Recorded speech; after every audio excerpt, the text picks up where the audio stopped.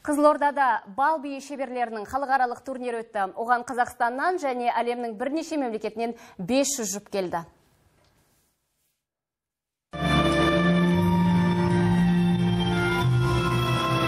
Небәрі 4 жастағы балғындардың өнері көпшілікті бейжай қалдырмады. Залда отырғандар кішкентай өнерпаздардың шеберлігіне тәнті болды. Жарыс жолына шыққандар арасында әйгілі бишілермен бірге бұл өнерге енді ден қойған балалар да бар. Әсемдік, сымбаттылық, батылдық қатысушылардың киімі де төрешілердің жіті назарында болды.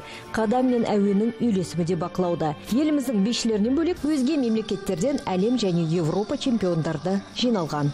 Из Украины это вице-чемпиона мира прошлого года. Мысалы, Украинадан келген бишілер өткен жылдың вице-чемпиондары. Ал Ресейден келген жұп Еуропа чемпионатының үштігіне кірген. Беларусь елінен әлем кубогының иегерлері келді. Біздің қатысушылар үшін олармен қатар өнер көрсету, жарысқа түсу өте маңызды.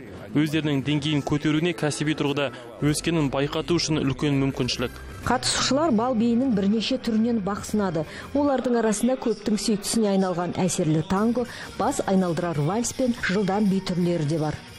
Вообще очень рады приезжать в Казахстан. Біз Қазақстанға келуге асығамыз. Мұндағы адамдар олардың өнерге деген сүйіспеншілігі, тіпті қонақжайлығы ұнайды. Я заняла первое место. Мен бірінші орынға ие болдым. Қашан сахнаға шықсам да өзімді алғаш рет билегендей сезінемін. Қатысушылар таңғы сағат 9-дан кеш батқанша өнер көрсетті.